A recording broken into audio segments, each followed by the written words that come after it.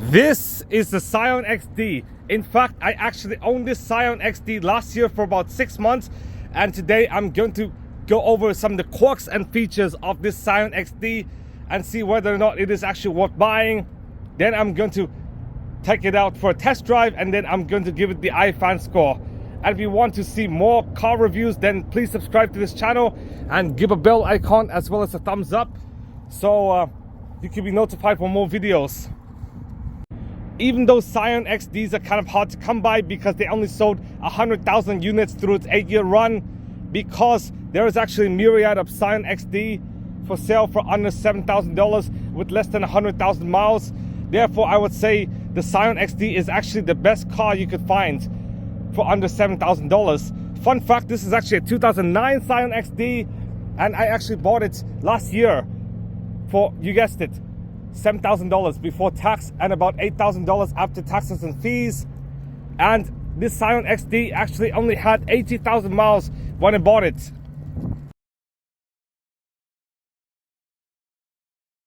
Okay guys, so here's an overview of this Scion XD. This Scion XD was first released in 2006.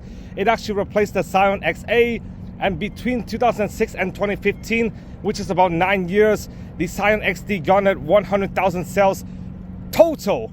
Meanwhile, the Toyota Camry actually managed to sell 400,000 units per year, and the Toyota Corolla managed to sell 310,000 units per year during that same time period. There was only one trim model, the base model, and prices start at around 16 or 17,000, give or take, depending on a year. In the mid-2000s, it would be about 15,000, but by 2015, because of inflation, it would be about 16 or 17,000. Now you have several different wheels, including this, as well as several others.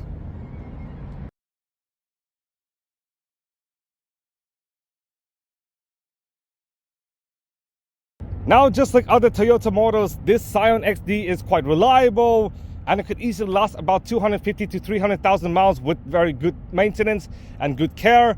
And not only is it reliable, it is also very easy to maneuver as well, given the fact this car is only 155 inches long, which is like about 3 feet shorter than that of the Camry.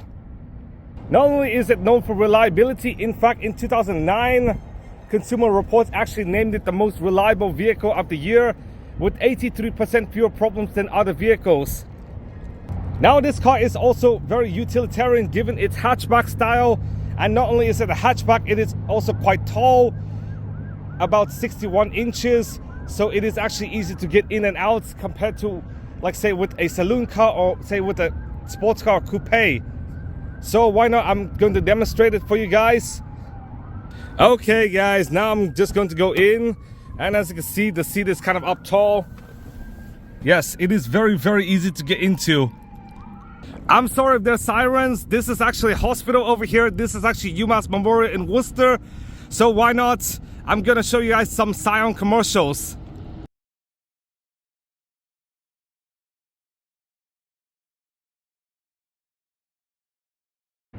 So now moving on to safety, because the Scion XD actually received the top score of 5 stars in government crash tests for both front and back passenger safety in a side impact collision, as well as a 4-star rating for driver and passenger safety in a front end collision.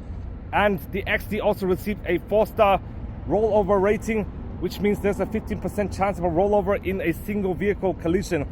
And this is under the old system, by the way, but a newer system was actually devised in 2011.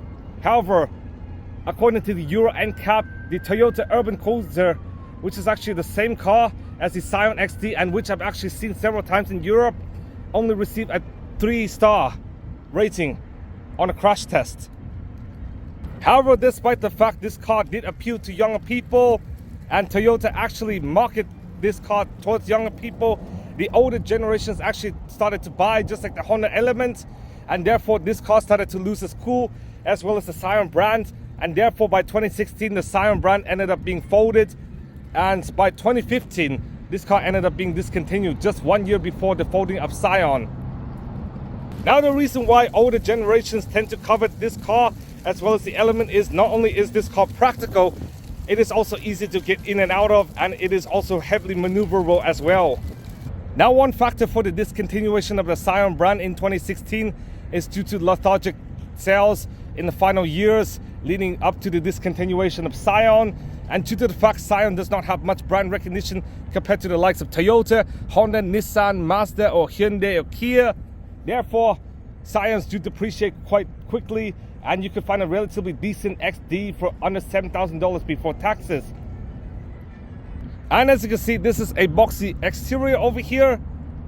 And if you were to look more closely, this is actually the A pillar over here. Over there is actually the B pillar, and over there is the C pillar of the car. Now, the Scion was manufactured in Kanagasaki and Ohira, Miyagi in Japan. And the XD sits on the Toyota B platform, similar to the Yaris, Vios, and the Prius C. And now let's talk about the engine, because this is actually a front-wheel drive engine, and it actually comes with the 2ZR-FE DOHC 1.8 liter 4-cylinder engine with dual VVTi that makes about 128 brake horsepower and 125 pound-feet of torque. And it can be mated to either a 5-speed manual or, in this case, a 4-speed automatic transmission. And the EPA estimated this car does have an average MPG of around 27 mpg, but in reality, on motorways, I did calculate somewhere around the mid-20s, and in Boston, when driving in rush hour, it is somewhere around the low 20s. This car could actually go from 0 to 60 in about 8.3 seconds, and a drag coefficient is actually 0.32, and the quarter mile is going to be about 16.5 seconds at 86 miles per hour. However, the top speed is actually governed to about 120 miles per hour, but I often fail to attain even about 90 miles an hour because this car is kind of lethargic in my opinion, and based on my experiences, because I actually drove this car for about 10 or 15,000 miles. Despite the fact this car is actually lethargic, this car does use the same engine as the Corolla Cross, as well as the Yaris. So essentially today's cars still use this exact engine, albeit in different variants. Now that I've finished going over the car's history as well as the engine, why not I'll show you guys the quirks and features of the car. Starting from the fuel latch over here. As you can see, this is actually the fuel latch, and I'll show you guys where the fuel tank is. And this fuel tank could hold up to about 10 gallons of fuel, which means for 25 miles per gallon, you could theoretically drive about 250 miles on a full tank. Next up is actually the cargo compartment over here. So just open it like this. As you can see, you do have tons of space in the back. And over here is how to fold the seats. You can actually adjust it and actually fold it as well. Okay. Sorry. Okay guys, with the rear seats folded, you can actually fit in a folding bike. And not only do you have the boot space, but you also have the space under the boot over here. So the under compartment space, and I do believe these are some of the tools in case the car's broken. And over here is the spare tire. As you can see, there's actually a ton of space and very good practical tricks to increase practicality on this otherwise small hatchback. And due to the fact there is no power boot, you do have to close it like this. And of course, I do believe every single wheel option in the Scion XD, or almost every single wheel, is actually going to be a steel wheel with a hubcap over here. And why not, let's go over the interior, starting with the engine. Well, actually, starting the car. As you can see, this is what the speedometer looks like, as well as a tachometer over here. And as you can see, this is actually the fuel gauge. As you can see, it is actually halfway to empty. Now, this does go in intervals of 8. So if there's actually 1, then you know it's going to be empty. But if there's 08, then the fuel tank is nearly full. Now, as you can see, with the style of the speedometer and tachometer and the gauge cluster, this car is actually designed to appeal to younger audience. And it's not just in the gauge cluster, it is also in the center control stack. As you can see, there's actually head units, a Pioneer head unit, which is technically premium audio in 2009. Not only is there premium audio on this Scion, There is also an iPod connector. Well, many Scions would actually ship with an iPod connector, actually a proprietary one, which would connect some of your older iPhones and iPods pre-2012 to this Scion over here. So if you have an original iPhone, a 3G, a 3GS, a 4, 4S, or any older iPods, you could actually connect it to here. And not only is there the iPod ports, there's also the aux ports, so you could actually connect some of the other units. And say if you want to charge your modern phone, well, you definitely do have to buy an accessory, a dongle. And actually this dongle would actually aid in connecting the iPhone and iPad and new iPod Touch to this Scion, but it would not actually listen to music. It would only like charge or something. And if you want to listen to music through this, you definitely do have to buy a Bluetooth unit. And as you can see, this car is fairly straightforward. This is actually the manual AC controls. This would set the AC speed, and this would actually set the temperature from warm to cold. And if you want to turn on AC, this is how to turn on AC. So this is turn off. It would just blow fan air, and this is actually AC, and over here's the hazard lights. And of course this car is quite advanced for many subcompact cars, as it does have power windows.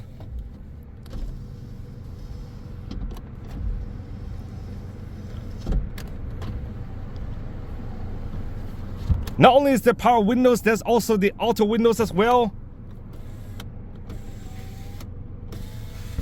I'm sorry if I cannot demonstrate it.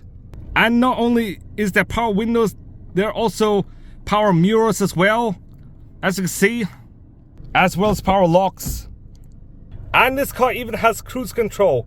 Albeit this is definitely not adaptive cruise control, just regular cruise control, where it does not adapt based on traffic conditions.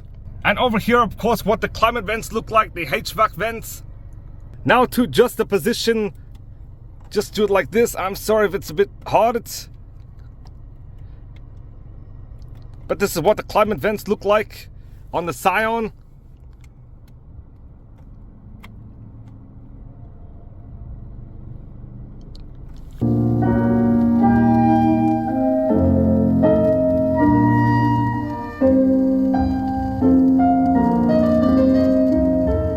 Now you did actually listen to a brief audio sample, and over here is actually the clock. As you can see, the theme is actually orange, just like many Corollas at the time in the late 2000s. And due to the fact this car is only 155 inches long and about 70 inches wide, they do have to cut some corners. As you can see, there is no center compartment. There's actually a cup holder and two other cup holders. But there are actually some neat storage tricks which actually make this car quite practical. So instead of the center compartment, over here is where the storage is. Yes, you can put in some storage over here. And there's of course the glove box, just like every other car. And not only that, you also have the coin box as well over here, which is on many different cars.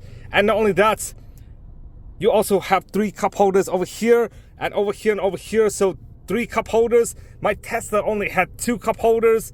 And there's actually another space to put your phone. So I have an iPhone 15 Pro Max. I could actually put it here. And not only that, you could actually put in more cups. As you can see, one more, and one more here. So this car could reasonably fit about 4 or 5 people, but 7 cups, yes. About 2 cups per person. Now, after accounting for the cup holder situation, I did notice one cost-cutting tactic, and that is no armrest. Yes, no armrest, and you do not get 2 extra cup holders, unlike with other cars. And not only that, there is actually no rear pouch for either the driver or passenger seat. As you can see, there's actually none. And I do believe that due to the fact this car is small, the rear seats are not very comfortable, but in fact, the leg room is kind of adequate. As you can see, somebody 5'7" could actually sit in the front, and somebody 5'7" could fit in the back, which is actually my height, and they could fit relatively well. And not only that, there's actually decent headroom. As you can see, the headroom is basically about the same in the front and back passengers. But the biggest cost-cutting tactic has to be this. As you can see, there is actually no lumbar support. You cannot even adjust the height at all. You can only adjust it like this. recline, and actually move frontwards and backwards. Yes, you can only move forwards and backwards.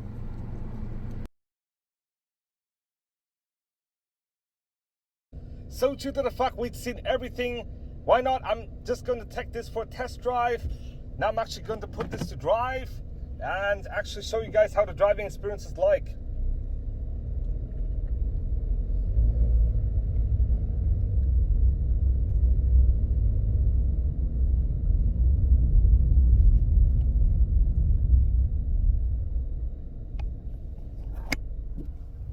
I've currently stopped the car in a parking lot. Now I'm just going to put my phone here so it will not fall over.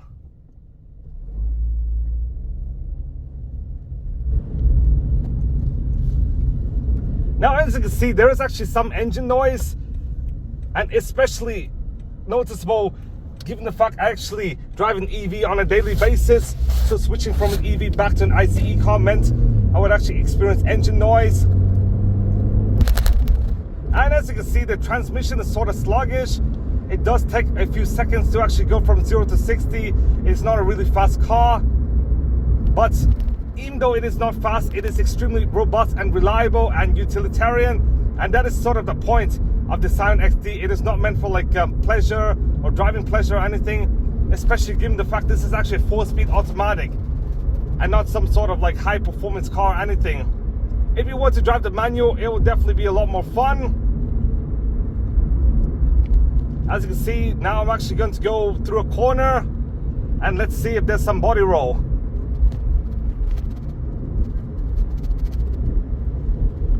I actually did notice some body roll here and there.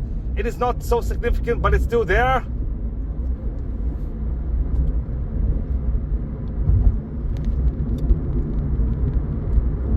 And as you can see, yes, it is quite a decent drive.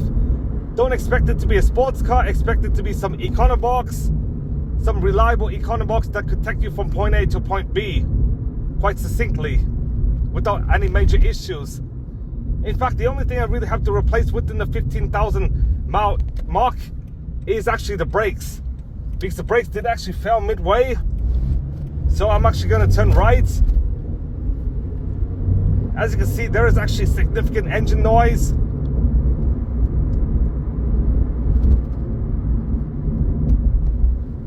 And why not? Let's stop and go again. So not a really thrilling car, but in fact, in my opinion, this is a very, very stable and reliable commuter car. Especially for about 6 or 7 grand. And you actually get this with less than 100,000 miles for a car that would actually last 200,000 or 300,000 miles before having any major issues. Now that you've seen everything about this car, including the quirks and features and driving experience, why not let me tell you guys what the iPhanScore is. So as for styling, this car is not really attractive, but it is boxy and quirky in some ways, so I'm just going to give it a 4 out of 10. Acceleration is an obvious 1 out of 10 because this car takes 8.3 seconds to accelerate from 0 to 60, and the transmission is quite lethargic. Now let's go into handling, because there's actually some body roll, as you can tell, just like every other car at this price category. Plus the fact there is only a 15% chance in a single vehicle collision you would actually be in a rollover. Therefore, I'm actually going to give the handling score a 3 out of 10. Now, as for fun factor, due to the fact this car is not really fun, therefore I'm going to give it a 1 out of 10, as this is essentially commuter transport. And for cool factor, 2 out of 10, because it does look quite quirky. And the XD is not really as common as the likes of the Camry and Corolla. Now on to features, because there is not much features, even though there is actually a cruise control as well as the aux jack. Therefore, I'm actually going to give this a 3 out of 10 in terms of features. And in terms of comforts, I'm actually going to give it a 4 out of 10, because there's actually no armrest. But it is reasonably comfortable, and you can actually fit 2 people in the back quite easily. 3 people, I would say, is kind of a squeeze. As for quality, this is definitely a 6 out of 10, because even though it is reliable, it is quite old, so things are prone to break at any point in time. This is actually a 15-year-old car over here. And as for practicality, due to the fact this car could fit a lot of storage with the seats folded, therefore I'm going to give it a 7 out of 10. And not only that, there are actually some good cubby tricks as well in this car. And finally, value. Now this is kind of hard to actually put in because this car is kind of hard to find, kind of elusive. But if you could actually find it, you could actually find a very good deal for about $5,000 or $6,000 with about 100,000 miles and with a lot of miles left to go. So I'm just going to give this an 8 out of 10 with a total grand score of 40 out of 100, which is quite decent.